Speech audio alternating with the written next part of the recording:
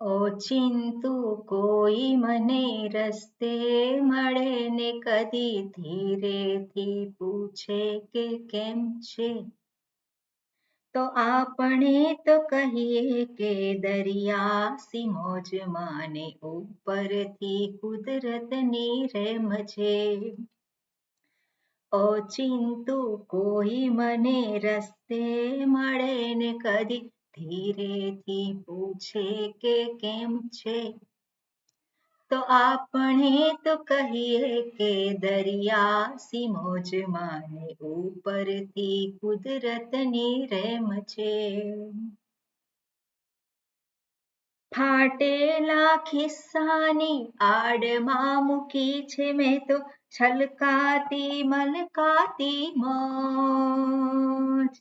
ફાટેલા ખિસ્સાની આડમાં મૂકી છે અમે છલકાતી મલકાતી મોજ. એકલો ઊભું ને તોય ટોળામાં હો એવું લાગ્યા કરે છે મને રોજ. તાળું વસાય નહીં એવડી પટારીમાં આપણો ખજાનો હેમ ખેમ છે, તો આપણે તો કહીએ કે દરિયા સી મોજમાં ને ઉપરથી કુદરતની રહેમ છે. ઓચિંતું કોઈ મને રસ્તે મળે ને કદી ધીરેથી પૂછે કે કેમ છે, આપણે તો કહીએ કે દરિયા સી મોજમાં ને ઉપરથી કુદરતની રહેમ છે. આંખોમાં પાણી તો આવે ને જાય નથી, ભીતર ભીનાશ થતી ઓછી. આંખોમાં પાણી તો આવે ને જાય નથી, ભીતર ભીનાશ થતી ઓછી. વધઘટના કાંઠાઓ રાખે હિસાબ નથી, પરવા સમંદરને હોતી. સૂરજ તો ઉગે અને આથમીએ જાય મારી ઉપર આકાશ એમનેમ છે, આપણે તો કહીએ કે દરિયા સી મોજમાં ને ઉપરથી કુદરતની રહેમ છે. ઓચિંતું કોઈ મને રસ્તે મળે ને કદી ધીરેથી પૂછે કે કેમ છે, તો આપણે તો કહીએ કે દરિયા સી મોજમાં ને ઉપરથી કુદરતની રહેમ છે. આપણે તો કહીએ કે દરિયા સી મોજમાં ને ઉપરથી કુદરતની રહેમ છે. ઓમ હરિ ઓમ શ્રી ગુરુભ્યો નમઃ. હરિ ઓમ. ઓમ સહના ભવતુ સહનૌ ભુનક્તુ સહ વીર્યં કરવાવહૈ તેજસ્વિનાવધીતમસ્તુ મા વિદ્વિષાવહૈ. ઓમ શાંતિ શાંતિ શાંતિ. શંકરં શંકરાચાર્યં કેશવં બાદરાયણં સૂત્રભાષ્યકૃતૌ વંદે ભગવन्तौ પુનઃ પુનઃ. ईश्वरो गुरुरात्मेति मूर्तिभेदविभागिने व्योमवद्व्याप्तदेहाय दक्षिणामूर्तये नमः. ॐ दयाकरं दयाकारं दान्तं धर्मप्रवर्तकं प्रणमामि दयानन्दं मदाचार्यवरं परम्. ओके मंगलाचरण. हाँ सरोजबेन बोलशो. ओम नमो भगवते वैवस्वताय मृत्यवे ब्रह्म विद्याचार्याय नचिकेतसे च. ओके 13मो मंत्र.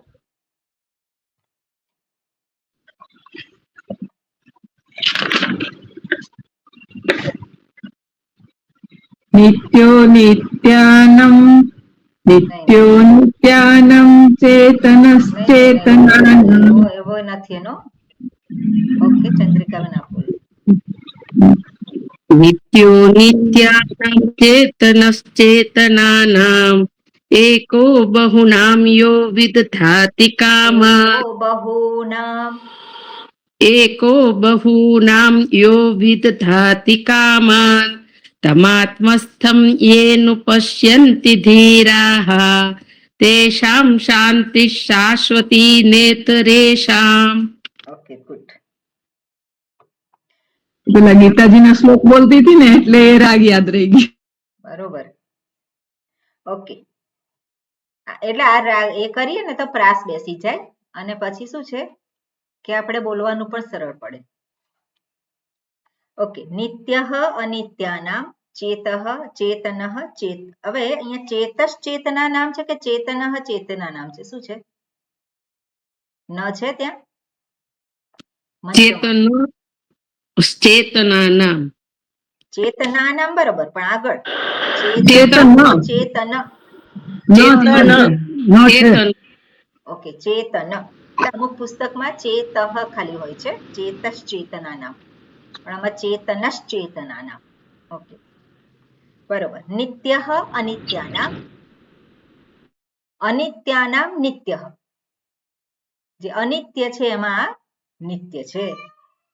ચેતનઃ ચેતનાનામ, ચેતનઃ ચેતનાનામ. જે ચેતન જે છે એમાં એનું ચેતન ચૈતન્ય આપણે લેવાનું, કારણ કે અચેતના નામ ચેતનમ ના હોય.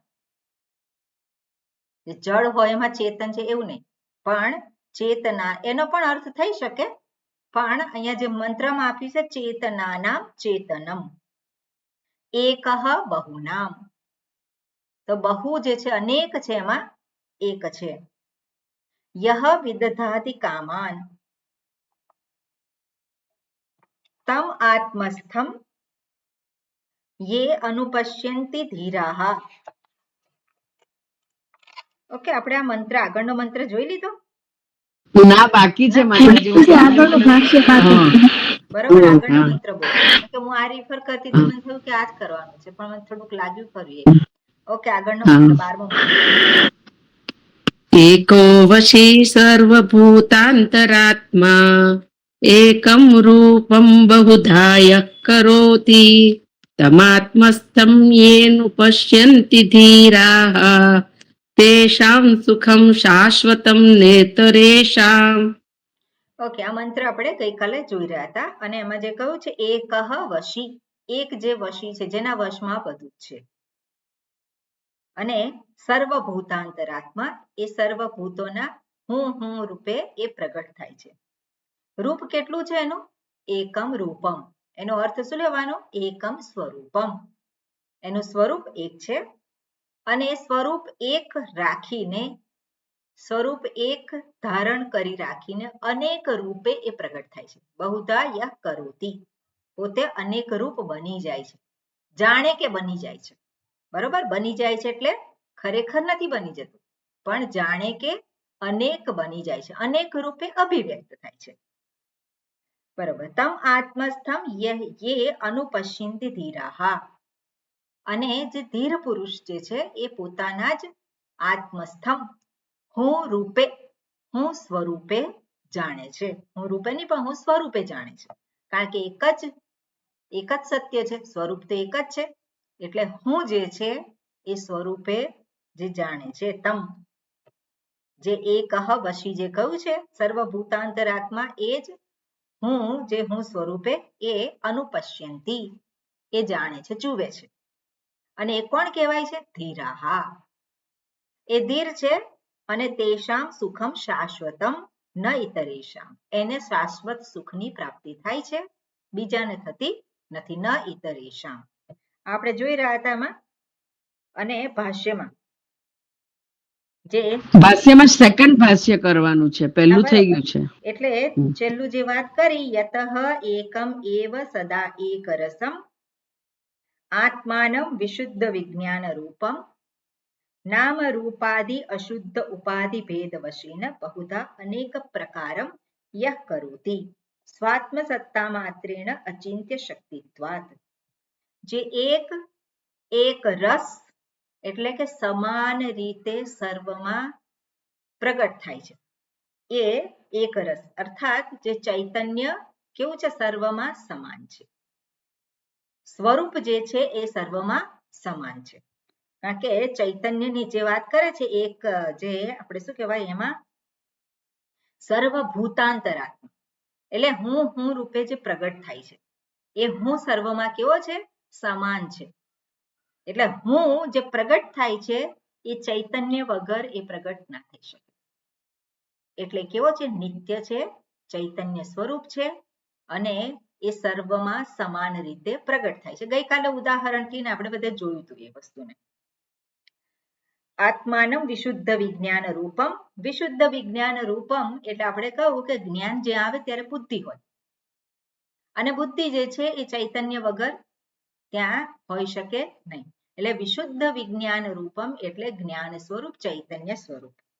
નામ રૂપાદિ અશુદ્ધ ઉપાધિ ભેદ વશેન અને નામ રૂપ વગેરે જે ઉપાધિ છે ની ઉપાધિ ભેદ વશેન. જે ભેદ છે એ શેમાં છે ઉપાધિમાં છે. અને કેમ છે તો કે નામ રૂપને આધારે છે. ઉપાધિ એ હંમેશા રૂપથી યુક્ત જ હોય, એનું કોઈક રૂપ હોય જ. ઉપાધિ જે છે એનું કોઈક રૂપ તો હોય જ અને એ જે રૂપ જે છે કેવું છે એ અનિત્ય છે. એ કેવું છે વિકારી છે, એ સમાન નથી. એટલે નામ રૂપાદિ અશુદ્ધ ઉપાધિ ભેદ વશેન. ઓકે, બહુધા અનેક પ્રકારમ યહ કરોતિ. અનેક પ્રકારે એ અભિવ્યક્ત થાય છે. હવે આમાં એક વસ્તુ આપણે જાણવાની કે ઈશ્વર માયા શક્તિને આધારે અનેક બની જાય છે. જે શ્રુતિ વાત કરે છે બહુધા યહ કરોતિ જે વાત કરી છે તો ઈશ્વર એની માયા શક્તિને આધારે અનેકનું સર્જન કરે છે જેને આપણે જગત કહીએ છીએ. બરોબર. હવે ઈશ્વર એની માયા શક્તિથી એ પોતે ગ્રસ્ત નથી. માયા શક્તિ એની કેવી છે એના વશમાં છે. એટલે એકહ વશી જે કહ્યું છે કે જે કંઈ નામરૂપ માયા થકી સર્જન થયા છે એ ઈશ્વરના વશમાં છે. એ શું છે ઈશ્વરના વશમાં છે. એટલે જે કંઈ સર્જન છે એ સર્જન પરમાત્માને ક્યારેય પણ મોહિત કરી શકે, એને ભૂલ કરાવી શકે નહીં. પણ પેલો જીવ જે છે એ જીવને શું કરે છે એને એ મોહિત કરાવે છે. એટલે ઈશ્વરની પાસે જે છે એને જે સર્જન કર્યું છે એને શુદ્ધ સત્વ યુક્ત કહેવાય. ઈશ્વરને ઈશ્વર જે છે એને આ જગતનું સર્જન કર્યું છે એને શુદ્ધ સત્વયુક્ત કહેવાય. શુદ્ધ સત્વયુક્ત એનો અર્થ આપણે કહી શકીએ કે જેવી રીતે અરીસો હોય અને અરીસામાં સ્વચ્છ અરીસો હોય એમાં પ્રતિબિંબ કેવું પડે સ્વચ્છ પડે. એટલે ધારો કે આપણે આપણી બુદ્ધિને આધારે આપણે કહેવા જઈએ તો ઈશ્વરની બુદ્ધિ કેવી છે સ્વચ્છ છે અને એ સ્વચ્છ છે એમાં પ્રતિબિંબ કેવું પડે છે સ્વચ્છ છે. એટલે જે જેવું છે એવું જ એમાં રિફ્લેક્ટ થાય છે. પણ પેલો જીવ જે છે એ જીવના અંતઃકરણમાં અવિદ્યા છે એટલા માટે એને કહેવામાં આવે કે મલિન સત્વયુક્ત. જીવ જે છે અવિદ્યાને કારણે મલિન સત્વયુક્ત અને મલિન સત્વયુક્ત છે એટલા માટે આ જગતમાં જે ઈશ્વરનું સર્જન છે જે કંઈ નામ રૂપ છે એને જે જેવા છે એવા એ જોઈ શકતા. જીવ જે છે એવી રીતે એને જોઈ શકતો નથી. એટલે એ જુએ છે કઈ રીતે સુખના સ્ત્રોત રૂપે, એ જુએ છે કઈ રીતે દુઃખના સ્ત્રોત રૂપે. ખરેખર ઈશ્વરની સૃષ્ટિ જે છે એમાં કોઈ વસ્તુ સુખ નથી કે કોઈ વસ્તુ દુઃખરૂપ નથી. અને સુખ અને દુઃખ એવું છે કોઈ વસ્તુ છે? સુખ અને દુઃખ કોઈ વસ્તુ નથી. જેવી રીતે આ પેન કહીએ પેન્સિલ કહીએ તો આપણે બધું કહીએ તેવી રીતે સુખ નામની કોઈ વસ્તુ છે? ઈશ્વરે સર્જન કર્યું છે સુખ નામની કોઈ વસ્તુનું? એવી કોઈ વસ્તુ નથી. અને છતાં પણ પ્રત્યેક જે વસ્તુ જે છે એની અંદર આરોપણ કરે છે. સુખનું આરોપણ કરે છે, દુઃખનું આરોપણ કરે છે. તો કેમ એ સુખનું કે દુઃખનું આરોપણ કરે છે? કારણ કે એને આપણે શું કહેવાય કે મલિન સત્વ, એટલે અજ્ઞાનથી યુક્ત છે. અજ્ઞાનને કારણે એ શું થાય છે? ત્યાં મોહિત થાય છે. જે જેવું છે એવું એને દેખાતું નથી. એટલા માટે આપણે એને શું કહ્યું? અતસ્મિન તદ્બુદ્ધિ અધ્યાસ. અતસ્મિન તદ્બુદ્ધિ શું છે? અધ્યાસ. એટલે અધ્યાસ થયેલો છે. કોને અધ્યાસ થયેલો છે? ઈશ્વરને કે જીવને? જીવને. જીવને. અધ્યાસ થયો છે. તો વિડિયો ચાલુ કરો ને માતાજી. ઈશ્વરને તો શું છે? એને એનું સર્જન કર્યું છે અને જેવું સર્જન કર્યું છે એવું જ એને એ દેખાય છે, સ્પષ્ટ છે એના માટે. પણ પેલો જીવ છે એ જીવને એ જેવું સર્જન છે એવું એ જોઈ શકવાને સમર્થ નથી. એટલા માટે એને કહેવાય મલિન સત્વમ. સત્વ એટલે બુદ્ધિ. જે બુદ્ધિ જે છે એમાં શું છે? રાગ અને દ્વેષ છે. રાગ દ્વેષ છે, પરિણામે એ જુએ છે જગતને કેવી રીતે? જેવું છે એવું એ જોતો નથી, પણ કંઈક જુદી રીતે પોતાના રાગ દ્વેષને આધારે જુએ છે. બરોબર? એટલે અહીંયા જે કહ્યું છે કે નામ રૂપ રૂપાદિ અશુદ્ધ ઉપાધિ ભેદ વશેન. તો નામ રૂપાદિ, તો નામ રૂપ વગેરે જે છે અશુદ્ધ ઉપાધિ ભેદ. અશુદ્ધ ઉપાધિ ભેદ કોને માટે છે? જીવને માટે છે. જ્યારે ઈશ્વરને માટે કેવું છે? એ શુદ્ધ ઉપાધિ ભેદ છે. અને બહુધા અનેક પ્રકારમ અનેક પ્રકારમ યહ કરતી.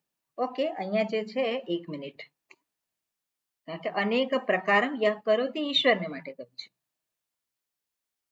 સદા એક રસમ આત્માનમ વિશુદ્ધ વિજ્ઞાન રૂપમ નામ રૂપાદિ અશુદ્ધ ઉપાધિ ભેદ વશેન બહુધા વૃત્તિ રહિત ચૈતુ કે કર્મ નામ રૂપ કર્મ મલિન સત્વમ યતઃ એકમ એવ સત એક રસમ આત્માનમ. બરોબર. અને આપણે એવી રીતે જોઈ શકીએ કે એકઃ વશી, જે એક જે છે જેના વશમાં સર્વ છે, બધા જ નામ રૂપ જે છે એ જ જ્યારે નામ રૂપાદિ અશુદ્ધ ઉપાધિ ભેદ વશેન, જ્યારે નામ રૂપથી યુક્ત થાય છે, એટલે જે એક નામ રૂપથી નામ રૂપથી યુક્ત થયો અને એ જે નામ રૂપ છે ત્યાં બુદ્ધિ છે. એટલે બુદ્ધિ જે છે એ શું કરવાની છે? તેના રાગ દ્વેષને આધારે ગ્રહણ કરવાની છે. એટલે ઈશ્વરે આ સર્જન જે કર્યું છે એમાં આપણે શું કરવું પડે? ઈશ્વરનું જે સર્જન છે એમાં આ જે વ્યક્તિ, પેલો જીવ જેને કહીએ, એ જીવ શું કરે છે? પોતાના જ અશુદ્ધ પેલા ઉપાધિને આધારે. કઈ અશુદ્ધ ઉપાધિ છે? અંતઃકરણ રૂપી અશુદ્ધ ઉપાધિ છે. અને એ ઈશ્વરના સર્જનમાં એ શું કરે છે? એ અનેક જુએ છે. અર્થાત અવિદ્યાને કારણે એક જ ઈશ્વર અભિવ્યક્ત થયેલો છે. સર્વ નામ રૂપની પાછળ એક જ વસ્તુ છે, એક જ પરમાત્મા છે, અને છતાં પણ એ જુએ છે કેવું? અનેક જુએ છે. અને આવું થાય છે. કેમ થાય છે? કારણ કે જીવાત્મા જે છે કેવો છે? એ મલિન સત્વ છે. ઈશ્વરને માટે એવું નથી, પણ જીવાત્મા જે છે એ પોતાની ઉપાધિથી યુક્ત થયો. ઉપાધિથી યુક્ત થયો એટલે શું છે? હું કોણ છું? તો જીવાત્મા જે છે શું કહેવાનો હતો? હું આ શરીર, ઇન્દ્રિય, મન, બુદ્ધિ એનાથી યુક્ત છું.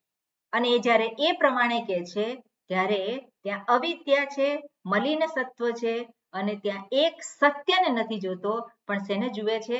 અનેક જે નામ રૂપ છે એને જ એ જુએ છે અને એને જ સત્ય ગણે છે. એટલે એને શું કહેવાય?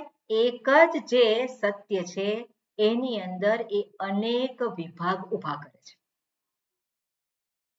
ઈશ્વરને માટે પણ આ વસ્તુ લાગુ પડે, પણ ઈશ્વરનું શુદ્ધ સત્વ છે. ઈશ્વર જે છે અનેક જે બનાવે છે એ અનેક કેવી રીતે બનાવે છે? પોતાની માયાને વશમાં રાખીને, જે આપણે જોયું. પણ એ જે બધું જ સર્જન કર્યું છે એની પાછળ એક જ સત્ય છે. એક સત્ય શું છે? એક જ સત્ય એક જે સર્વભૂતાંતરાત્મા કહ્યું. પણ એ સર્વભૂતાંતરાત્મા જ્યારે કહે છે ત્યારે પેલો જીવ જે છે એ જીવ સત્યને ઓળખતો નથી અને એટલા માટે અનેકને જુએ છે. એની દ્રષ્ટિ અનેકને જ સત્ય ગણે છે. કેમ ગણે છે? કારણ કે અવિદ્યારૂપી ઉપાધિથી યુક્ત છે. અને એટલે આપણે જોઈએ કે આ જે સત્ય છે એ પેલા મલિન સત્વયુક્ત છે એને આ પ્રાપ્ત થતું નથી, એ જોઈ શકતો નથી. એટલે એને જે દેખાય છે કેવું છે? એ બહુધા યહ કરોતિ. બહુધા યહ કરોતિ એટલે શું છે? અનેકનું એ સર્જન કરે છે. જે આપણે ગઈકાલે પણ જોઈ રહ્યા હતા કે અજ્ઞાન હોય એ અજ્ઞાન અનેકનું સર્જન કરવાની એમાં સંભાવનાઓ છે. જ્યાં પણ અજ્ઞાન હોય ત્યાં અનેકનું સર્જન એ કરી શકે. અને રજ્જુ સર્પના ઉદાહરણથી જોયું હતું આપણે. તો અજ્ઞાન જ અનેક રૂપે અભિવ્યક્ત થાય છે. અજ્ઞાનને કારણે આપણે કહીએ, પણ અજ્ઞાનને કારણે એટલે શું છે? અજ્ઞાન જ જાણે કે અભિવ્યક્ત થયું. તો અજ્ઞાન શબ્દનો અર્થ શું લેવાનો? આપણે ગઈકાલે આપણે જોયું હતું. જ્યારે પણ અજ્ઞાન કહીએ, અવિદ્યા કહીએ, તેનો અર્થ શું લેવાનો? અલ્પાર્થ છે, પછી અન્યાર્થ છે અને વિરુદ્ધ એટલે જે છે એ રીતે નથી લેતો, પણ એ અજ્ઞાન જે છે એને કારણે અનેકનું પોતે સર્જન કરે છે. કારણ કે સત્યને જાણતો નથી. જે સત્યને જાણે છે એને માટે કેટલા છે? એક અરીસો અને 50 પ્રતિબિંબ. તો કેટલા છે? એક જ છે. પણ સત્યને જાણતો ન હોવાને કારણે એને દેખાય છે કેટલા? અનેક દેખાય છે. જાણે કે એ અનેકનું નિર્માણ કરે છે. જેવી રીતે આપણે જોઈએ કે સ્વપ્ન અવસ્થામાં શું થાય છે? સ્વપ્ન અવસ્થામાં શું થાય છે? લો એક જ છે અને એમાંથી જ અનેકનું સર્જન કરે છે. અનેકનું સર્જન કરે છે. કેમ? કારણ કે આવરણ છે. પહેલા અજ્ઞાન છે અને અજ્ઞાનમાંથી જ પેલી સૃષ્ટિ એક પ્રગટ થઈ છે. એટલે આપણે જોઈએ કે એક જ સત્ય હોવા છતાં પણ એ અનેક રૂપે એને એ દેખાય છે, અધ્યાસ થયેલો છે. ઈશ્વરના સંદર્ભમાં શું છે? જ્યારે ઈશ્વરના સંદર્ભમાં આપણે જોઈએ તો બધું જ જે છે આપણે કહીએ છીએ કે જે કંઈ સર્જન થયેલું છે એ બધું જ એમણે માયાને વશમાં રાખીને કરેલું છે. એટલે એ માયા વશમાં છે એટલા માટે એની ઉપર એમને એમાં મોહિત થતા નથી. પેલો જીવ જે છે એને માટે મોહિત થઈ જાય છે. આ વસ્તુને જે છે થોડું આગળ વધારે વ્યવસ્થિત રૂપે આપણે જોઈશું. એની પાછળનું રહસ્ય છે એની પાછળનું જે છે એ આપણે પછી જોઈશું કઈ રીતનું છે. ઓકે, એટલે અહીંયા કહ્યું યતઃ એકમ એવ સદા એક રસમ. સદા એક રસમ, હંમેશા એક રસમ, જે ચૈતન્ય સ્વરૂપ છે. આત્માનમ વિશુદ્ધ વિજ્ઞાન રૂપમ વૃત્તિ રહિત ચૈતન્ય, જે જ્ઞાન સ્વરૂપ જે છે. નામ રૂપાદિ અશુદ્ધ ઉપાધિ ભેદ વશેન. નામ રૂપાદિ જે છે એ અશુદ્ધ ઉપાધિ ભેદ વશેન, પોતાનું જ અંતઃકરણ જે છે એને કારણે બહુધા અનેક પ્રકારમ યહ કરોતિ સ્વાત્મ સત્તા માત્રેણ અચિંત્ય શક્તિત્વાત. બરોબર, છેલ્લે આપણે આ વસ્તુ જોઈ રહ્યા હતા. અચિંત્ય શક્તિત્વાત, જે એની કેવી છે? અચિંત્ય શક્તિ છે. હવે માયાની અચિંત્ય શક્તિ છે. અચિંત્ય શક્તિ એટલે શું છે? કે જેના વિશે આપણે ચોક્કસ નિશ્ચય ના કરી શકીએ. અચિંત્ય, જેના વિશે આપણે નિશ્ચય ના કરી શકીએ કે આ આવું જ છે, એને શું કહેવાય? અચિંત્ય કહેવાય. આપણે શું કહેવાય? જે ચિંત્ય એટલે જેના વિશે ચિંતન કરી શકાય. અચિંત્ય એટલે શું? જેના વિશે ચિંતન કરી શકાય નહીં. એનો અર્થ છે કે ચિંતન કરીને નિષ્કર્ષ ઉપર આવી શકાય નહીં. એને શું કહેવાય? અચિંત્ય. અને અચિંત્ય શક્તિ જે છે, માયાને અચિંત્ય શક્તિ કહેવાય. અને અવિદ્યા છે એને પણ કહી શકાય. કારણ કે અવિદ્યાને આધારે અનેકનું સર્જન કરે છે. રજ્જુ સર્પનું ઉદાહરણ આપણે મનમાં એ રાખવાનું કે એને રજ્જુમાં સર્પ જ દેખાય એવું નથી. રજ્જુમાં એને બીજું પણ કંઈક દેખાય. તો એ સર્જન કોણે કર્યું? જે પેલો જોનાર છે એને કર્યું. કેમ કર્યું? અવિદ્યાને કારણે કર્યું. તો પેલો અજ્ઞાનથી ગ્રસ્ત છે એ પણ શું કરે છે? અનેકનું સર્જન કરે છે. અને ઈશ્વર પણ સર્જન કરે છે, તો માયા શક્તિને આધારે અનેકનું સર્જન કરે છે. હવે માયા શક્તિ એટલે શું છે? માયા શક્તિ એટલે શું?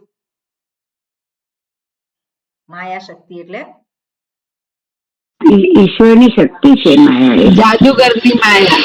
બરોબર. એટલે જાદુગરની માયા એટલે ઈશ્વરની જે શક્તિ છે, પણ ઈશ્વર એનાથી મોહિત થતા નથી. ઈશ્વરને કોઈ અસર કરી શકતી નથી.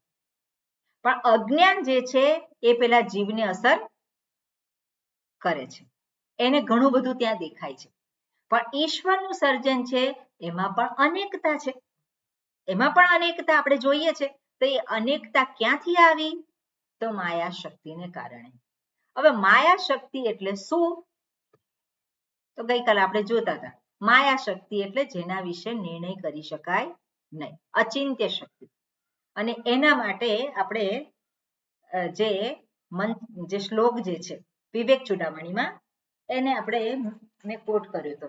મેં શું કહ્યું છે? સન્નાપ્ય સન્નાપ્ય ભયાત્મિકાનો, ભિન્નાપ્ય ભિન્નાપ્ય ભયાત્મિકાનો, સાંગાપ્ય સાંગાપ્ય સાંગાપ્ય સાંગાપ્ય ભયાત્મિકાનો, મહાદ્ભુતા અનિર્વચનીય રૂપા. આને કહેવાય માયા. સન્નાપ્ય સન્નાપ્ય એક જ શબ્દ છે. સત ન અપી સન્નાપ્ય, અપી છે સન્નાપ્ય, પછી અ આવે છે. અસન એટલે અસત ન અપી, સત ન અસત ન, ભિન્ન ન અભિન્ન ન, સાંગ એટલે અંગ સહિત, અંગ સહિત ન અને અંગ સહિત ન હોય એવું પણ નહીં, અનંગ પણ નહીં. આને કહેવાય માયા. એટલે માયાને ઓળખવાની હોય તો કઈ રીતે ઓળખવાની? તો કહ્યું છે મહદ્ભુતા અનિર્વચનીય રૂપા, જેના વિશે નિર્વચન કરી શકાય નહીં. નિર્વચન એટલે શું છે? જેને ઇંગ્લિશમાં કહેવાય કેટેગોરિકલી, એના વિશે કોઈ નિશ્ચય ઉપર આવી શકાય નહીં. આપણે જેવી રીતે કહીએ કે આ શું છે? આ પેન છે. આ પેન છે એ આપણે નિશ્ચય રૂપે આપણે કહી શકીએ છીએ કે આ પેન છે. એવી રીતે માયાના સંદર્ભમાં કે અજ્ઞાનના સંદર્ભમાં આપણે નિશ્ચિત રૂપે કહી શકીએ નહીં. તેને લક્ષણ બતાવ્યા છે કે એને સત ન કહેવાય, એને અસત ન કહેવાય. સત ન કહેવાય. કેમ સત ના કહેવાય? કારણ કે જ્ઞાન થયા પછી રહેતી નથી. જ્ઞાન થયા પછી રહેતી નથી, માયા રહેતી નથી. અને જ્ઞાન નથી થયું ત્યારે તો શું છે કે નહીં? પેલાના માટે જ્ઞાન નથી.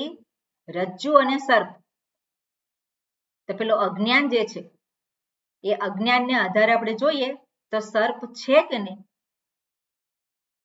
સર્પ છે. ક્યારે છે? અજ્ઞાન છે ત્યારે. પણ અજ્ઞાન નથી ત્યારે સર્પ નથી. એટલે એને શું કહેવાય? કે સત ન કહેવાય, અસત ના કહેવાય. એને બીજું શું કહ્યું છે? ભિન્ન ના કહેવાય, અભિન્ન ના કહેવાય. રજ્જુ સર્પથી ભિન્ન છે કે અભિન્ન છે? શું કહેવાનું? ભિન્ન કહીએ તો એનાથી જુદું થઈ જાય. અભિન્ન કહીએ તો એક જ છે. રજ્જુ અને સર્પ એક જ છે એવું નથી. એટલે એને ભિન્ન ના કહેવાય, અભિન્ન ના કહેવાય. સઅંગ, હવે રજ્જુનું અંગ છે સર્પ, રજ્જુનું અંગ છે રજ્જુનું અંગ નથી, અનંગ છે. અનંગ એટલે એનાથી જુદું છે એવું પણ નથી. એટલે એના વિશે આપણે કંઈ કહી શકીએ નહીં. એના વિશે ચોક્કસ નિર્ણય કરી શકીએ નહીં. એને શું કહેવાય? માયા. એટલે માયા અથવા તો અજ્ઞાન એનાથી યુક્ત હોવાને કારણે એ સત્યથી વંચિત રહે છે. તો કરવાનું શું હોય? એટલે કે માયા મને હેરાન કરે છે, માયાથી પેલો ગ્રસ્ત થઈ ગયો છે. તો માયાથી ગ્રસ્ત એટલે શું? માયાથી ગ્રસ્ત આ બધી માયા છે. બધી કઈ માયા છે? ક્યાં છે માયા? કોઈ વ્યક્તિ છે માયાબેન એવું છે? હું ને એ પોતે માની લે છે. નામ હોય માયાબેન તો એ માયા છે? ના ના ના. તો માયા એટલે શું છે? જે કરે છે હું કરું છું એ પોતાને માનીને કરે છે. એટલે જે ખરેખર માયા એટલે શું? જેના વિશે કહી શકાય અજ્ઞાન કહી શકાય નહીં. બીજા શબ્દોમાં અજ્ઞાન, જેના વિશે ચોક્કસ કહી શકીએ નહીં. જ્યારે પેલો અજ્ઞ છે ત્યારે એ આ જે અનુભવ સિદ્ધ છે એને કહે છે. પણ જ્યારે એ અજ્ઞાન હટી જાય ત્યારે જે અનુભવ સિદ્ધ છે એને શું કહે છે? નથી. નથી એટલે શું છે? જેવી રીતે અરીસો, અનેક અરીસાઓ અને હું, તો એકની અંદર અનેક અરીસાઓ છે. કેવા છે બધા? અનેક અરીસાઓ છે. એમાં શું દેખાય છે? પ્રતિબિંબ. તો અનેક જે છે કેવા છે બધા? છે કે નથી? નથી. એટલે એની અભિવ્યક્તિ માત્ર છે. એટલે હું એકમાત્ર છું અને એની અભિવ્યક્તિ રૂપે અનેકતા છે. અને એ વસ્તુ અહીંયા આપણે જોવાની છે. બરોબર? અચિંત્ય શક્તિત્વાત એટલે માયા શક્તિ કહેવાય અથવા તો અજ્ઞાન શક્તિ કહેવાય. બરોબર? આગળ મંત્ર જે છે ભાષ્ય છે એમાં શું કહ્યું છે? વાંચીએ આપણે. હા પ્રજ્ઞાબેન. તમ આત્મસ્થમ સ્વશરીર હૃદયાકાશે બુદ્ધૌ ચૈતન્ય આકારેણ અભિવ્યક્તમ ઇતિ એતત નહીં શરીરસ્ય આધારત્વમ આત્મનઃ આકાશવત અમૂર્તત્વાત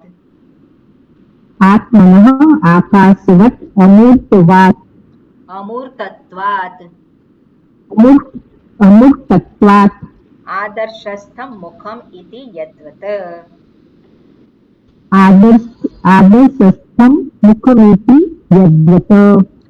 શું કહે છે આમાં? તમ આત્મસ્થમ, જે આત્મસ્થમ કોને કહેવાય?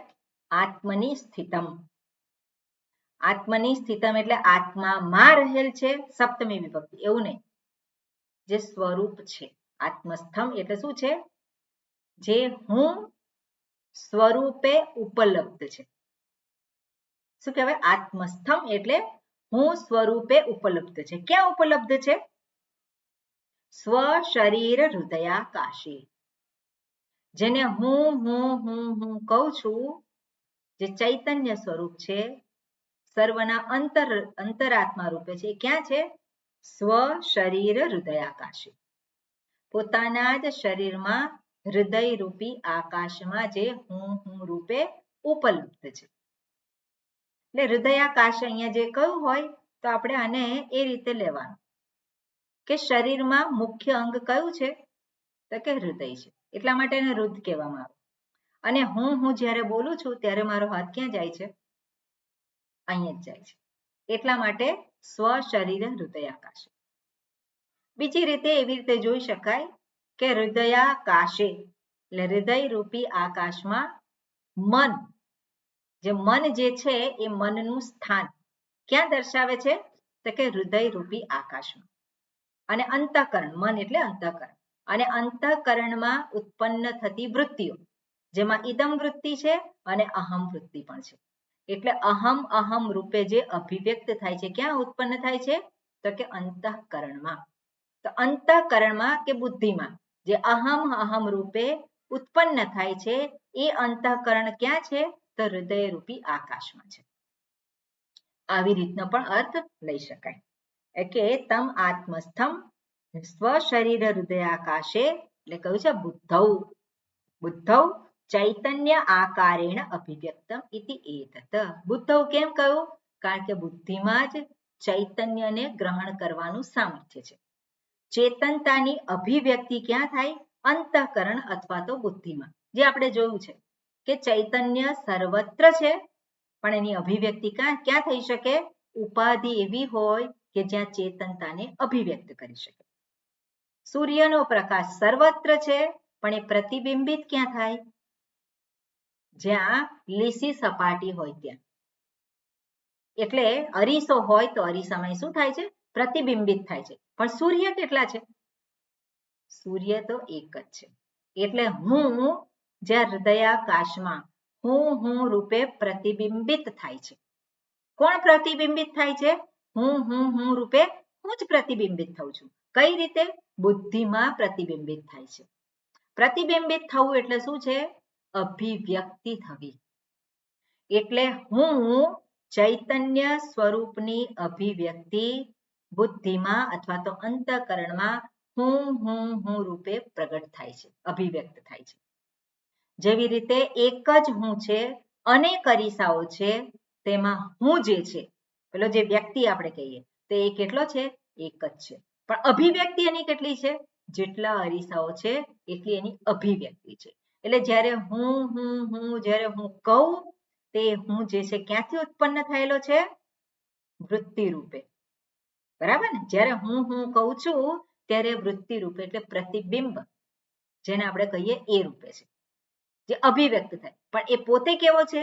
એ તો નિત્ય છે, એ ચૈતન્ય સ્વરૂપ છે.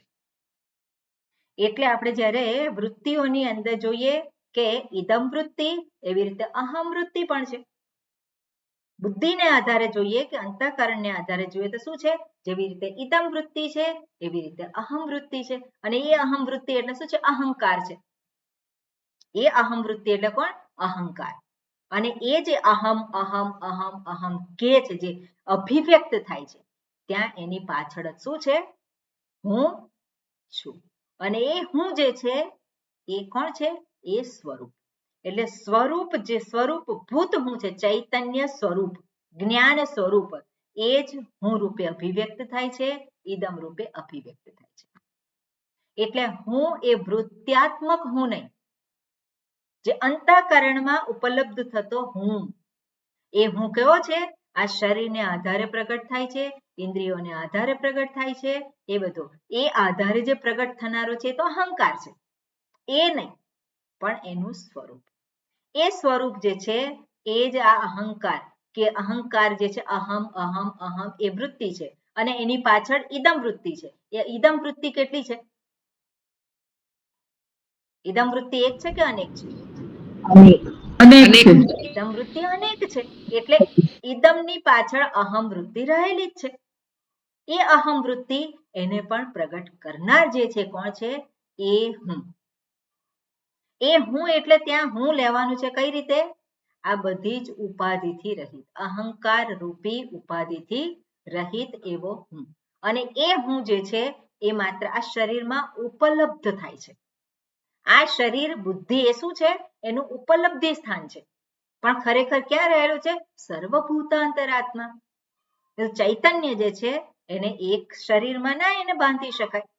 એ માત્ર અભિવ્યક્તિ છે.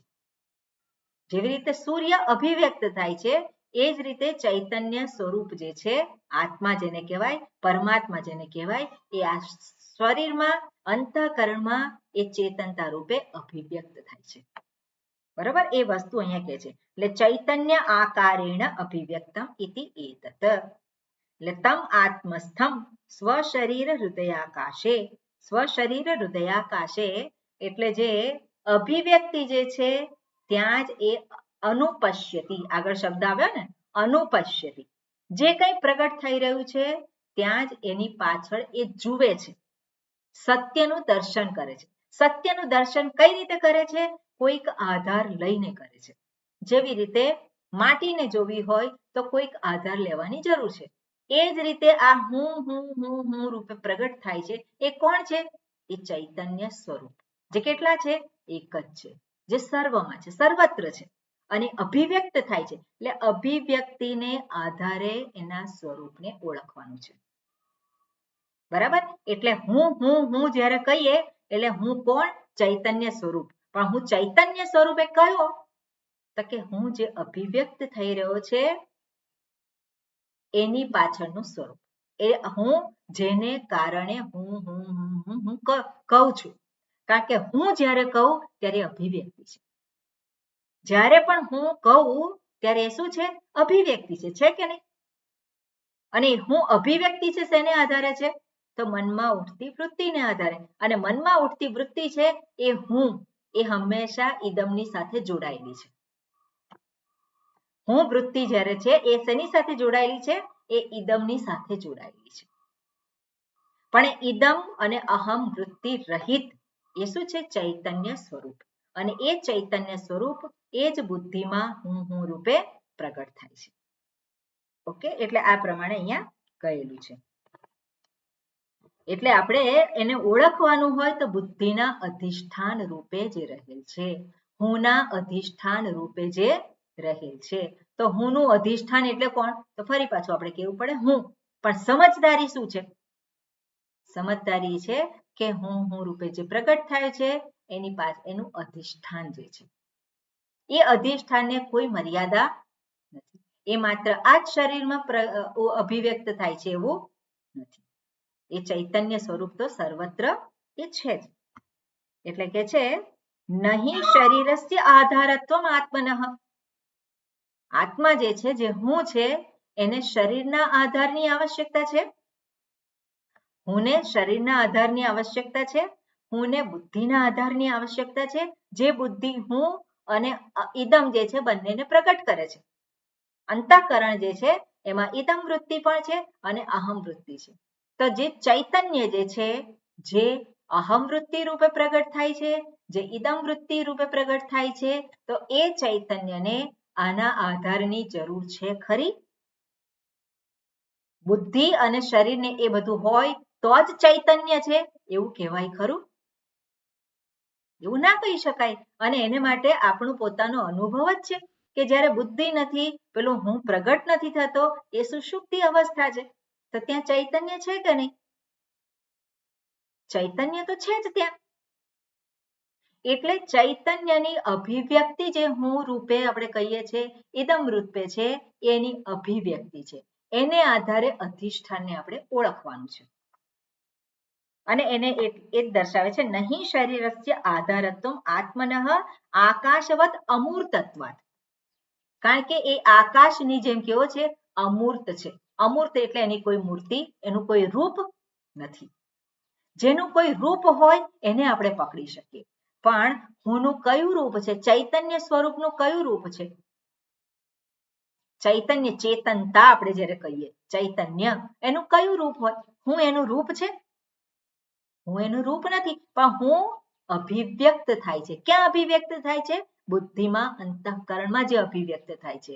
પણ એનું અધિષ્ઠાન જે છે, એટલે એ અધિષ્ઠાનને ઓળખવાનું છે. જેવી રીતે અહીંયા કહ્યું છે આદર્શસ્થમ મુખમ ઇતિ યત્વત. ઉદાહરણ આપે છે. જેવી રીતે અરીસામાં મુખને જુએ છે. હવે પોતાનું મુખ જોવું હોય તે કઈ રીતે જુએ? અરીસાનો ઉપયોગ કરવો જ પડે. અરીસા વગર મુખને કેવી રીતે જોઈ શકે? પોતાને જોઈ શકે? ના જોઈ શકે. બીજી વસ્તુ કે જ્યારે અરીસામાં પોતાના મુખને જુએ છે તો જે પ્રતિબિંબ છે એને શું કહે છે? જેમાં રિફ્લેક્શન જે છે અરીસામાં જે દેખાય છે એને શું કહે છે? ના, એને હું નથી કહેતો. એ કઈ રીતે પોતાને લે છે?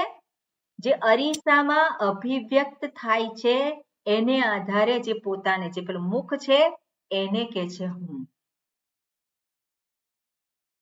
અરીસામાં અભિવ્યક્ત થયું છે એને એ અભિવ્યક્તિને હું નથી કહેતો. હું કોને કહે છે? પેલું મુખ જે છે કોને કોને ગ્રહણ કરે છે? જ્યાં સામે જેને દેખાય છે, એટલે જે દેખાય છે પ્રતિબિંબ એને પોતે પોતાનું મુખ જોતો નથી, પણ કઈ રીતે જુએ છે? એ જે આને ક્લેમ કરે છે, હું કોણ છું? મુખ કયું છે સાચું? તો કે આ મુખ સાચું છે. પ્રતિબિંબિત થાય છે એ મુખ સાચું નથી. એટલે જ્યારે અરીસામાં જુએ છે ત્યારે હું રૂપે એ ક્લેમ કરે છે. શું કહેવાય? હું આ છું. જે મુખ દેખાય છે એ નહીં.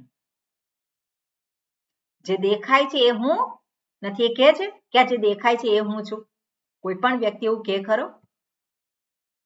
જેને ન ખબર હોય એ પણ કઈ રીતે લેવાનું છે? પણ આ જ હું છે. એટલે એવી જ રીતે હું જે બુદ્ધિમાં ઉપલબ્ધ છે, બુદ્ધિમાં જે પ્રગટ થાય છે એ હું નહીં, પણ અધિષ્ઠાન જે છે, જે ચૈતન્ય અધિષ્ઠાન રૂપે છે, જેની કોઈ સીમા નથી. એ અંતઃકરણ હોય કે ના હોય એ તો હંમેશા કેવું છે? એ તો છે જ. એ તો છે. એ હું એટલે કોણ છે? એ ચૈતન્ય સ્વરૂપ. એને માટે જ્ઞાન સ્વરૂપ, ચૈતન્ય સ્વરૂપ, જે સત સ્વરૂપ. એના સિવાય બીજું કંઈ ના કહી શકીએ આપણે. એટલે હું જ્યારે કહીએ તો હું એ પ્રતિબિંબિત થતો, જે આપણે કહે છે જેને અહંકાર કહી શકીએ આપણે, જે પ્રતિબિંબિત થાય છે એ શું છે? એ અહંકાર છે, અહમ વૃત્તિ છે. અને એની સાથે ઇદમ વૃત્તિ પણ આવી જાય છે. પણ જે પ્રતિબિંબિત જ્યારે બુદ્ધિ નથી, જ્યારે અંતઃકરણ નથી, ત્યારે પણ જે છે તે અભિવ્યક્ત થાય છે. જ્યારે બુદ્ધિ અને અંતઃકરણ ન હોય ત્યારે એની અભિવ્યક્તિ છે ખરી? સુષુપ્તિ અવસ્થામાં અંતઃકરણ નથી, બુદ્ધિ નથી, તેની અભિવ્યક્તિ છે? એની અભિવ્યક્તિ નથી, પણ છે કે નહીં? એ તો છે જ. એટલે જે ચૈતન્ય સ્વરૂપ છે એનો આધાર નથી આ. એનો એ આધાર નથી. આ બધા જે છે એ ચૈતન્ય સ્વરૂપનો આધાર નથી. પણ શ્રુતિ કેમ કહે છે કે હું રૂપે અભિવ્યક્ત થાય છે? કારણ કે આપણા માટે અભિવ્યક્તિને આધારે એને ઓળખવાનું છે. સ્વરૂપને ઓળખવાનું કઈ રીતે છે? અભિવ્યક્તિને આધારે જ ઓળખવાનું છે. બરાબર? હવે આના સંદર્ભમાં કઈ પ્રશ્ન પૂછવો હોય તો પૂછો. અભિવ્યક્તિ અને એની પાછળ એનું જે સ્વરૂપ છે, એટલે સ્વરૂપને આપણે અભિવ્યક્તિને આધારે ગ્રહણ કરવાનું છે અને પકડવાનું છે, ક્લેમ કરવાનું છે. એટલા માટે શાસ્ત્ર પૂજ્ય સ્વામીજી હંમેશા આ વસ્તુ પર ભાર મૂકતા હોય કે જે છે એને ક્લેમ કરવાનું છે. એટલે જેવી રીતે પેલો જે પૈસા મૂક્યા હોય બેંકમાં, તો બેંકમાં પૈસા મૂક્યા હોય ને શું કરે પેલો? એ પોતાના છે કરીને ક્લેમ કરે. પોતાના પૈસા જેટલા હોય એટલા ક્લેમ કરે. એ શું કરે? ક્લેમ કરે. શું કરે? આ મારું છે. એ જ રીતે ક્લેમ કર, આ હું છું. જે અભિવ્યક્ત થઈ રહ્યું છે, જે હું રૂપે, ત્યાં ચૈતન્ય સ્વરૂપ છે એ હું છું. એનું કોઈ રૂપ નથી. એ કોઈ અભિવ્યક્તિના આધાર લીધો છે, પણ ખરેખર છે શું? ત્યાં સ્વરૂપ. અને એ જે સ્વરૂપ છે એની કઈ મર્યાદા છે? એની કોઈ મર્યાદા નથી. એને હોવા માટે આ અંતઃકરણ રૂપી ઉપાધિની આવશ્યકતા છે ખરી? એને હોવા માટે જરૂર છે? એને કોઈ હોવા માટે કઈ જરૂર નથી. એ તો સર્વત્ર છે જ. ચૈતન્ય તો સર્વત્ર છે. જ્યાં એને ઉપાધિ પ્રાપ્ત થાય છે ત્યાંથી અભિવ્યક્ત થાય છે. પણ અભિવ્યક્ત થાય છે એટલે અભિવ્યક્તિ સ્વરૂપ નહીં. અભિવ્યક્તિ એટલે સ્વરૂપ નહીં. બરાબર ને? સ્વરૂપ તો શું છે? અભિવ્યક્તિ, અનભિવ્યક્ત અને અભિવ્યક્તિ બંનેથી રહિત. કારણ કે ચૈતન્ય એ સર્વત્ર છે. આ પેનમાં ચૈતન્ય છે કે નહીં? આ પેન છે ત્યાં ચૈતન્ય છે કે નહીં? જો સર્વત્ર હોય તો પેન છે ત્યાં ચૈતન્ય હોય કે નહીં? પેનમાં ચૈતન્ય હોય એટલે સૂક્ષ્મ શરીર નથી એટલે એ પ્રગટ થાય નહીં. અભિવ્યક્ત નથી થતું, પણ ચૈતન્ય સર્વત્ર છે. એટલા માટે કે કણે કણમાં ચૈતન્ય સમાયેલું છે. થાંભલામાંથી નીકળ્યા હતા ને ભગવાન, બરોબર. એટલે ચૈતન્ય જે છે કણે કણમાં છે, એવું નથી કે નથી, પણ અભિવ્યક્તિ જે છે એ અભિવ્યક્તિને આધારે આપણે કહીએ છીએ કે આ હું. પણ અભિવ્યક્તિ ના હોય હું તરીકે, ત્યાં પણ ચૈતન્ય તો છે જ. અને એ જે ચૈતન્ય છે એની કોઈ નામ રૂપ નથી, એની કોઈ સીમા નથી. એ કોઈક જે છે એની અંદર અભિવ્યક્ત થાય છે, બીજામાં અનઅભિવ્યક્ત છે, પણ છે તો ત્યાં છે તો ખરું જ ચૈતન્ય સ્વરૂપ. અને એ જે ચૈતન્ય સ્વરૂપ છે એને આ શરીરની મર્યાદા છે ખરી? શરીરની મર્યાદા છે? એને શરીરની મર્યાદા નથી. એને આ બુદ્ધિની કે એની મર્યાદા છે? એની કોઈ મર્યાદા નથી. એટલે હું ક્યાં છું? જે સ્વરૂપની વાત કરીએ છીએ એ હું ક્યાં છે? સર્વવ્યાપક છે, સર્વ રૂપમાં અભિવ્યક્ત થાય છે, રૂપમાં અભિવ્યક્ત થાય છે. એટલા માટે એને કહેવાય કે એ જ ઈશ્વર જે છે અનેક રૂપે અભિવ્યક્ત થયો છે. પણ અભિવ્યક્તિ માત્ર છે, જેવી રીતે એક પેલો અનેક અરીસાઓ છે અને એક વ્યક્તિ છે. તો શું છે? અરીસામાં જે કંઈ દેખાય છે એ અભિવ્યક્તિ માત્ર છે.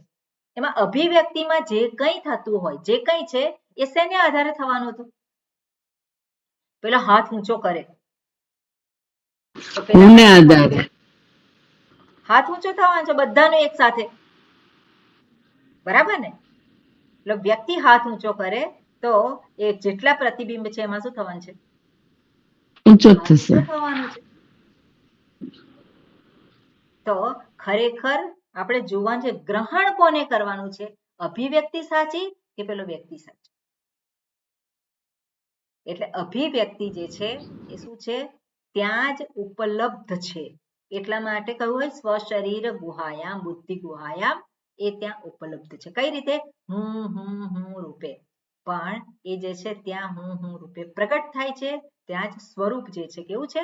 ચૈતન્ય સ્વરૂપ. અને એ જ જે છે એ સર્વવ્યાપક છે. બરાબર? આ રીતે એને આપણે લેવાનું છે. ઓકે, આગળ શું કે છે? ભાષ્યમાં છે. ઓકે, હા જયંતભાઈ પૂછવું છે કઈ? પૂછો. આપણે જે અભિવ્યક્તિ ની જે એસેસમેન્ટ જે છે અભિવ્યક્તિનું, એ એસેસમેન્ટ માટે થઈને આપણે સંપૂર્ણપણે વિવેક નો ઉપયોગ કરવો પડે છે, બુદ્ધિનો ઉપયોગ કરવો પડે છે અને જ્ઞાનનો ઉપયોગ કરવો પડે છે. આ ત્રણ વસ્તુનું કમ્બાઈન થઈ અને જે અભિવ્યક્તિ છે એની ઓળખાણ થયા પછી પણ એ છતાંય તે આ બધી જે વસ્તુ છે, જે બુદ્ધિ જ્ઞાન ને આ બધું તે એક અંતઃકરણ દ્વારા નિષ્કર્ષ થતી વસ્તુ છે અને જે માયા શક્તિથી તે માત્ર આપણને સર્વ પ્રાપ્ત થયેલું છે. તો આ મારી અભિવ્યક્તિની જે ઓળખાણ છે, એસેસમેન્ટ છે, એ હું મારી દ્રષ્ટિએ કેટલા ટકા સાચું ગણી શકું કે હું આજ સ્વરૂપમાં હું સ્થિત છું એમ. બરોબર. ઓકે, આપણે હંમેશા કોઈક આધાર લઈને જ હુંને શોધીએ છીએ. અત્યારે પણ આપણે શું કરીએ છીએ? શાસ્ત્રના શબ્દોને આધારે એનાલિસિસ કરી અને એ વસ્તુને આપણે શોધવા માટે પ્રયત્ન કરીએ છીએ. શાસ્ત્ર એ પ્રમાણ છે અને એ પ્રમાણનો ઉપયોગ કરી વિચાર કરીએ છીએ, ચિંતન કરીએ છીએ. એટલે ચિંતન થકી જ આ વસ્તુને પામવાની છે. શાસ્ત્ર એને માટે પ્રમાણ છે, એટલે શાસ્ત્રના શબ્દોને આધારે ચિંતન કરીને વિચાર કરીને બુદ્ધિ, ત્યાં શું છે? બુદ્ધિ સંકળાયેલી છે. તો બુદ્ધિ તો ઇન્વોલ્વ છે એમાં, અને એના દ્વારા સત્યને પામવાનું છે. જે સત્ય કયું છે? બુદ્ધિથી પણ પર છે. આપણે એવું કહી શકીએ ને, જે સત્ય કેવું છે? બુદ્ધિથી પર છે. હવે એને પામવાનું બુદ્ધિથી છે. તો કેવી રીતે બુદ્ધિથી પામવાનું છે? તો બુદ્ધિનો વિષય નથી હું. એનો અર્થ છે કે બુદ્ધિનો વિષય જે છે બની શકે છે એનો નિષેધ કરે. બુદ્ધિનો વિષય જે કંઈ બની શકે એ હું નથી. એને પામવાનું છે. સરસ પ્રશ્ન છે. કઈ રીતે પામવાનું છે? અધિષ્ઠાન રૂપે જ્યારે કહ્યું એનો અર્થ શું છે કે બુદ્ધિથી જે કંઈ ગ્રહણ થાય છે એ હું નથી. બુદ્ધિથી શું ગ્રહણ થઈ શકે? બુદ્ધિથી શું ગ્રહણ થઈ શકે? જગતની વસ્તુ. જગત જે આપણે કહીએ આ એ બધું જ બુદ્ધિથી ગ્રહણ થાય. જેને હું પેલી અંતઃકરણમાં વૃત્તિ ઉત્પન્ન થાય છે એ પણ બુદ્ધિથી ગ્રહણ થાય કે નહીં? અંતઃકરણમાં હું જે પ્રગટ થાય છે, હું કહું કે આ શું છે તો શું કહું હું? આ પેન છે. કેવી રીતે કહ્યું તમે પેન છે? હું જાણું છું. તો હું જાણું છું એ આવ્યું કે નહીં? એટલે પેન છે એની પાછળ હું જાણું છું એ તો આવ્યું કે નહીં? અધિષ્ઠાન. નેક્સ્ટ બતાવો. આ પેન છે એની પાછળ હું વૃત્તિ આવી કે નહીં? હું જાણું છું. હું જાણું છું એવું આવ્યું. એ હું જાણું છું હું કયો? એ બુદ્ધિ રૂપી હું કે પછી અધિષ્ઠાન રૂપ હું? હા, બુદ્ધિના આધારે નક્કી કર્યું ને હું જાણું છું આ. તો હું જાણું છું આ જે છે એ વિષયને હું જાણું છું. તે જાણું છું કહું છું ત્યારે બુદ્ધિને આધારે કહું છું કે સ્વરૂપને આધારે કહું છું? બુદ્ધિને આધારે. બુદ્ધિને આધારે. હવે બીજું સ્ટેપ, બુદ્ધિને આધારે જે કંઈ ગ્રહણ થાય એ સ્વરૂપ ના હોય. બરાબર? બુદ્ધિને આધારે જે કંઈ ગ્રહણ થાય એ સ્વરૂપ ના હોય. એટલે બુદ્ધિનું કામ શું છે ખરેખર? સત્યને પામવા માટે બુદ્ધિ જે જાણે છે એ હું નથી. બુદ્ધિ દ્વારા જે કંઈ ખબર પડે છે એ હું નથી. એટલે અભિવ્યક્તિ જે છે, બુદ્ધિમાં અભિવ્યક્ત થાય છે હું અને આ. બુદ્ધિમાં અભિવ્યક્ત શું થાય છે? હું જાણું છું આ પેન છે. તે હું જે છે અહંકાર છે ત્યાં. કારણ કે બુદ્ધિ સાથે જોડાઈ ગયો. હું જાણું છું એટલે શું છે? હું પેલો બુદ્ધિની સાથે જોડાઈ ગયો અને પછી જ કે હું જાણું છું એ વગર કહી શકવાનો છે? હું જાણું છું એટલે શું છે? એ બુદ્ધિની સાથે જોડાઈ ગયેલો છે હું.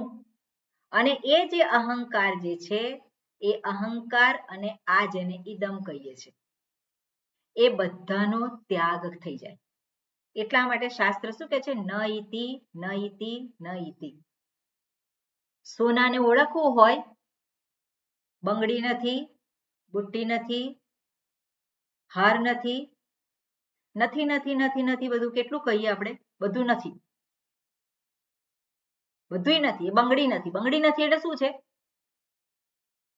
નામરૂપ નથી. આ બંગડી જેને કહીએ છીએ એ નામરૂપનો ત્યાગ કરવાનો. જેને આપણે હાર કહીએ છીએ, ચેન કહીએ છીએ, એ ચેન જે નામરૂપ છે એનો ત્યાગ કરવાનો. બરાબર? તો નામરૂપનો ત્યાગ જ્યારે થઈ ગયો ત્યાં શું રહ્યું? ત્યાં સોનું છે કે સોનું જ રહ્યું. નામ અને કયું? સોનાનું કયું નામ અને કયું રૂપ? કોઈ નામ નહીં, કોઈ રૂપ નામ નહીં. ને રૂપ છે સોનાનું. પણ સોનાને આપણે ગ્રહણ કેવી રીતે કરીએ છીએ? કોઈક નામ રૂપને આધારે જ ગ્રહણ કરી શકીએ. પેલો કે હાર નથી, બુટ્ટી નથી, ચેન નથી, બંગડી નથી, તો લગડી છે. તો લગડી એ રૂપ છે કે નહીં? લગડી એ રૂપ થયું કે નહીં? લગડી એ પણ રૂપ થયું એનું સોનાનું. ખરું કે નહીં? લગડી એ રૂપ થયું કે નહીં? કે ડસ્ટ હોય, સોનાની ડસ્ટ પેલા વાળવા જતો હોય સોનીની દુકાનની બહાર, તે શું થયું? એ ધૂળ થઈ સોનાની પેલી રજ. તે રૂપ છે કે નહીં? એ રૂપ જે છે કોનું? સોનાનું. એ રૂપ જે છે સોનાનું કહેવાય. કે સોનું આ બધા રૂપે અભિવ્યક્ત થાય છે. શું કહેવાય? સોનું બધા રૂપે વ્યક્ત થાય છે. જયંતભાઈ, સ્વામીજી, આપ જે સોનાની વાત કરો છો એ તો બરોબર મને સમજાય છે, પણ માત્ર મારો જે પ્રશ્ન હતો એ એટલા જ પૂરતો હતો કે સ્વરૂપની અભિવ્યક્તિ માણસ પોતાની રીતે જો એસેસમેન્ટ કરવા માંગે તો મેં 3 કારણ દેખાડ્યા કે એ વિવેકથી થઈ શકે, જ્ઞાનથી થઈ શકે અને બુદ્ધિથી થઈ શકે. પણ એમાં હું ભેદ શું છે? વિવેક, જ્ઞાન અને બુદ્ધિમાં શું ભેદ છે? વિવેક તો એને શાસ્ત્રનો અભ્યાસ કરે અને એ પ્રમાણે જે એના નોર્મ્સ પ્રમાણે આગળ વધે. એટલે હું એમ નથી કહેતો કે હું શાસ્ત્રએ કીધું છે એ માત્ર બુદ્ધિથી જ વિચારવાનું છે, એ હું એગ્રી થાઉં છું કે બુદ્ધિથી ઉપરનો આ વિષય છે. બરોબર. એટલે હું બુદ્ધિનો આમાં મારે પ્રશ્ન જ નથી, પણ સ્વરૂપની અભિવ્યક્તિ જે માણસને જે ફીલ થવી જોઈએ, જે એને અંદર એટલી જ ઇટ ટુ ટચ એ સંપૂર્ણ એ જ એના સ્વરૂપમાં છે, જે ચૈતન્ય સ્વરૂપ છે એમાં એ જે ટચ થવું જોઈએ એના આધાર આપણે જે માયા શક્તિ દ્વારા ઈશ્વર દ્વારા અપાયેલ દરેક વસ્તુને લઈને જ કરીએ છીએ. તો ત્યાંથી કઈ જગ્યાએથી સ્પેસ શટલ છૂટું પાડવું કે જેનીથી આપણે એ જે એનો જે ટાર્ગેટ છે એમાં જઈ શકીએ. એટલે મારું ડિફરન્શિએશન આવી રીતનું હું છે કે ક્યાંથી આગળના વાક્યમાં એ થોડી ચર્ચા છે એના સંદર્ભમાં તમે જે કહ્યું. પણ આપણે જોઈએ, પહેલી વસ્તુ આપણે એક વસ્તુનો નિશ્ચય કરવાનો, જે કંઈ અનુભવનો વિષય છે એ બુદ્ધિનો વિષય હોય કે નહીં? અનુભવનો વિષય હોય એ બુદ્ધિનો વિષય હોય. એટલે એક વસ્તુ જે છે સ્વરૂપ એ અનુભવનો વિષય નથી. એટલે હું મુક્ત, તે મુક્ત જે છે હું એ અનુભવનો વિષય નથી. ચૈતન્ય સ્વરૂપ હું એ અનુભવનો વિષય નથી, એ જ્ઞાનનો વિષય નથી. એટલે કોઈ અનુભૂતિ નથી ત્યાં કોઈ અનુભૂતિ નથી. સર્વ અનુભૂતિની નિવૃત્તિ. જો અનુભૂતિ હોય તો ત્યાં શું છે? એ બંધાઈ ગયું, અનુભવનો વિષય બની ગયો. અને અનુભવ જે છે એ આવ્યો અને ગયો. અનુભવને આધારે આપણે જો અનુભવ એવા શબ્દનો પ્રયોગ કરીએ, એની કોઈ રીતે અનુભૂતિ, પણ અનુભૂતિ ક્યાં થાય? અનુભૂતિ ક્યાં થઈ શકે? એનો આધાર એ કઈ જગ્યાએ થઈ શકે? ઇન્દ્રિયો છે એને આધારે અનુભૂતિ થઈ શકે, શરીરને આધારે અનુભૂતિ થઈ શકે, બુદ્ધિ છે એને આધારે અનુભૂતિ થઈ શકે. પણ હું એ અનુભવનો વિષય નથી. એટલે સ્વરૂપ જ્ઞાન થાય એટલે કંઈ થઈ જાય એવું થાય નહીં. સ્વરૂપ જ્ઞાન થાય એટલે કંઈ થઈ જાય, કંઈ બદલાઈ જાય એવું કંઈ થાય નહીં. માત્ર ક્લેમિંગ જે છે એની ઉપર હું ક્લેમ કરું છું. ક્લેમિંગ એટલે શું છે? અજ્ઞાનને હું દૂર કરું છું. ક્લેમિંગ કરવાનું એટલે શું છે? અજ્ઞાન માત્રને હું જવા દઉં છું. આ હું છું, આ હું છું, જે સ્વરૂપ છે ચૈતન્ય સ્વરૂપ હું છું. હવે એ હું જ્યારે કહીએ એટલે હું એ અંતઃકરણમાં ઉભો થતો હું નહીં. એ અનુભૂતિનો વિષય નથી, પણ જે અનુભૂતિ જે થઈ રહી છે એનું અધિષ્ઠાન, એ બુદ્ધિનો વિષય બની શકે નહીં. પણ છતાં પણ હું છું એ સિદ્ધ છે કે અસિદ્ધ છે? સિદ્ધ છે. હું છું સિદ્ધ છે. અને હું કેવો છે? ચૈતન્ય સ્વરૂપ છે. એ સિદ્ધ છે કે અસિદ્ધ છે? સિદ્ધ છે. સિદ્ધ છે. એટલા માટે શાસ્ત્ર જે વાત કરે છે અલ્ટિમેટલી હું જે છે એ હુંની ઉપર ત્યાં જ એ અટકે. એ વાત જે છે અલ્ટિમેટલી ક્યાં આવે? હું સુધી જ જાય. અને હું જે છે એ હું એટલે કોઈ અભિવ્યક્તિ નહીં. હું અભિવ્યક્તિ નહીં, કોઈ અનુભવ નહીં, અને છતાં પણ જે અભિવ્યક્તિ છે એને આધારે જ અધિષ્ઠાનના દર્શન કરવાના છે.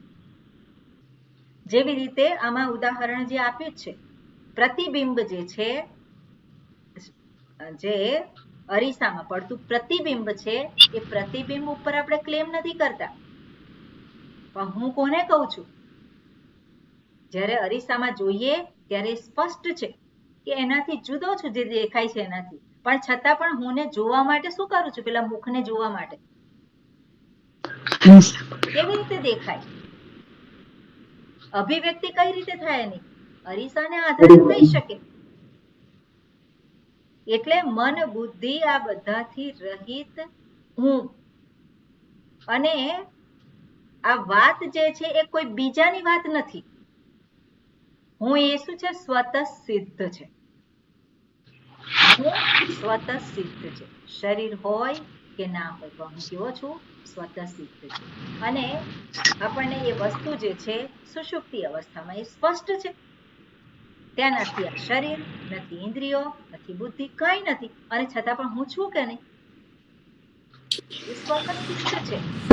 શરીરમાં તો ચૈતન્ય હોય છે જ ને. જયારે આપણે સુસુપ્તિ અવસ્થામાં હોઈએ તો ચૈતન્ય તો શરીરમાં હતું ને. એટલે આપણે જેવી રીતે મુખનું પ્રતિબિંબ જોવા માટે અરીસાનો આધાર તો લીધો ને, એવી રીતે આત્માને જાણવા માટે આ શરીરનો આધાર તો લીધો જ. કારણ કે હૃદયાકાશે ચૈતન્ય આધારે જ આપણે જાણવાનું છે. એટલે આપણે એવું કહી શકીએ હું સચ્ચિત આનંદ. અંદર જેવી રીતે આપણે કહીએ કે ડબ્બામાં ચણા હોય, એવી રીતે આ શરીરમાં ચૈતન્ય એવું નહીં. શરીર તો નિરાકાર, ચૈતન્ય તો નિરાકાર છે, અને શરીર જળ છે, જળ છે, બધું જ ખરું. આમાં છે ને સ્વ શરીર હૃદયાકાશે બુદ્ધો ચૈતન્ય કારણ અભિવ્યક્તિ ભી એક જ. તો સ્વ શરીર હૃદયાકાશે બુદ્ધિ ચૈતન્ય એટલે પ્રકાશ છે. એવા તો હકીકત શાસ્ત્ર શું કે ઉપલબ્ધિ સ્થાન કહેવાય. કારણ કે હુંની અભિવ્યક્તિ જે છે, અભિવ્યક્તિને આધારે આપણે જોવાનું છે સત્યને. સત્યને એવી રીતે જ જાણી શકીએ, આપણી પાસે બીજું કઈ છે જ નહીં. એટલે હોનું અધિષ્ઠાન તો હૃદયાકાશ ખરું જ ને. જાણવા માટેનું હૃદયાકાશ શરીરનો હૃદયાકાશ અંતઃકરણના ચિદાભાસમાં ચૈતન્ય પ્રગટ્યું ને. ચૈતન્યને આધાર તો લેવો પડે છે ને. એની અભિવ્યક્તિ જે છે એ આધાર છે. આધાર છે ઓળખવા માટે. શેને ઓળખવાનું છે? અભિવ્યક્તિને આધારે ઓળખવાનું છે ચૈતન્ય સ્વરૂપ. ચેતનતા શરીરમાં પણ છે, ઇન્દ્રિયોમાં છે, પ્રાણ છે, પણ એ બધું આધાર બને. આધાર શેને માટે? હું ચૈતન્ય સ્વરૂપ. બુદ્ધિમાં ઉત્પન્ન થાય છે હું વૃત્તિ, અહમ વૃત્તિ અને ઇદમ વૃત્તિ. એ મારા માટે આધાર બને. એટલે હું જડ છું કે ચેતન છું? એટલે કે જડ, તો તરત પેલો બોલે હું જડ નથી. તો ચેતન હોય તો જ બોલે ને હું ચેતન છું. હું ચેતન છું એ અભિવ્યક્તિ છે. બુદ્ધિમાં ઉત્પન્ન થયેલી વૃત્તિ છે. પણ ચૈતન્ય સ્વરૂપ જેને કહેવામાં આવે છે, એ ચૈતન્ય સ્વરૂપના એ અધિષ્ઠાન વગર હું ચેતન છું એવું પેલો કહી ના શકે. અધિષ્ઠાન તો લીધું છું એ તો બુદ્ધિમાં વૃત્તિ ઉત્પન્ન થઈ છે. બરાબર. હું ચેતન છું એ તો શું છે? ઉત્પન્ન થયેલી વૃત્તિ છે. પણ હું એટલો જ છું? એટલો નથી, વૃત્તિ રૂપ નથી, અધિષ્ઠાન છું. બરાબર. આપણે પકડવાનું છે. અંતઃકરણ એટલે અરીસો કહી શકાય, જેમાં એટલે હુંને માટે અભિવ્યક્ત થવાનો અરીસો. બરોબર છે. અંતઃકરણને અરીસો કહી શકાય. એ અભિવ્યક્ત થાય છે. એને અધિષ્ઠાન ના કહેવાય. સ્વરૂપ તો ચૈતન્ય સ્વરૂપ છે નિરાકાર. એટલા માટે કે છે અનુપશ્યતિ. અનુપશ્યતિ એટલે શું છે? એને આધાર લઈ અને સ્વરૂપને જાણે છે. જાણવું એટલે બુદ્ધિનો વિષય નથી. ત્યાં પાછું જાણે છે એટલે શું છે? બુદ્ધિનો વિષય નથી. પણ હું છું તો હું છું એ બુદ્ધિનો વિષય છે. હું છું જ્યારે હું વિષય ના વિષય છે. બુદ્ધિનો જ વિષય છે. ના, વિષય જ્યારે એ નથી. પૂરું થાય ત્યારે હું જ્યારે બુદ્ધિનો વિષય પૂરો થાય ત્યારે બુદ્ધિનો વિષય પૂરો થાય ત્યારે સાચું સ્વરૂપ દેખાય. ક્યાં દેખાય? સમજાય દેખાય ક્યાં નહીં. સમજાય? એટલે જ આ પ્રશ્ન છે કે સમજાય એટલે શું? અનુભવ થાય એટલે શું? જ્યારે આગળનો સમજાય શ્લોક. અનુભવાય આપણે જ્યારે કહેતા હોય તો આપણે આધાર લઈએ છીએ બુદ્ધિ વૃત્તિનો આધાર લઈએ છીએ. પણ સમજાય કે અનુભવાય એ જે કંઈ છે એ અભિવ્યક્તિ છે. એ અભિવ્યક્તિ જેને કારણે છે, જે અધિષ્ઠાનને કારણે છે. સમજાયું? હા સમજાયું. કોને સમજાયું? એ તો અભિવ્યક્તિ બુદ્ધિમાં આપણે કહીએ છીએ, એને પકડીએ છીએ. એને નથી પકડવાનું. જે ચૈતન્ય સ્વરૂપ છે, જ્ઞાન સ્વરૂપ છે, એની અભિવ્યક્તિને આધારે કહે છે હા સમજાયું. એ તો અહંકાર છે. હા સમજાયું એ કહેનારો કોણ છે? તો ચૈતન્યનું અધિષ્ઠાન કયું લેવાનું? બુદ્ધિ સાથે ચૈતન્યનું પેલો અધિષ્ઠાન કયું? એમાં જોડાઈ ગયો એની સાથે અને અહંકાર પ્રકટ થયો. હા સમજાયું. એ નહીં, એ અભિવ્યક્તિ છે. પણ અભિવ્યક્તિને આધારે જ આપણે એને જોવાનું છે. આપણી પાસે બીજો કોઈ વિકલ્પ નથી. પણ અભિવ્યક્તિ એ સાચી નથી. એટલા માટે કેનોપનિષદમાં આવે છે. એટલે ગુરુ શિષ્યને પૂછે છે કે તું જાણે છે આ વસ્તુને? તો શિષ્ય હોશિયાર છે. એ કહે છે હું જાણું છું એવું હું ના કહું, હું નથી જાણતો એવું તો ના જ કહું. હું જાણું છું એવું હું ના કહું, હું નથી જાણતો એવું પણ હું ના જ કહું, અને હું જાણું જ છું. એનો અર્થ શું થયો? એનો અર્થ છે હું જાણું છું કે વિષય રૂપે નથી જાણતો. આ જે પેન છે એવી રીતે હું છું, એવી રીતે હું જાણતો નથી. પણ હું સાક્ષાત, એ જ વાત જે છે આગળના ભાષ્યમાં આવે છે, સાક્ષાત હું. એટલે સાક્ષાત શબ્દ છે શું છે? હું જ. બરોબર ને? વસ્તુને જોઈશું આપણે આગળ. Okay, next time. ઓમ પૂર્ણમદઃ પૂર્ણમિદં પૂર્ણાત પૂર્ણમુદચ્યતે પૂર્ણસ્ય પૂર્ણમાદાય પૂર્ણમેવાવશિષ્યતે. ઓમ શાંતિ શાંતિ શાંતિ. હરિ ઓમ શ્રી ગુરુભ્યો નમઃ. હરિ ઓમ. હરિ ઓમ પ્રણામ. હરિ ઓમ.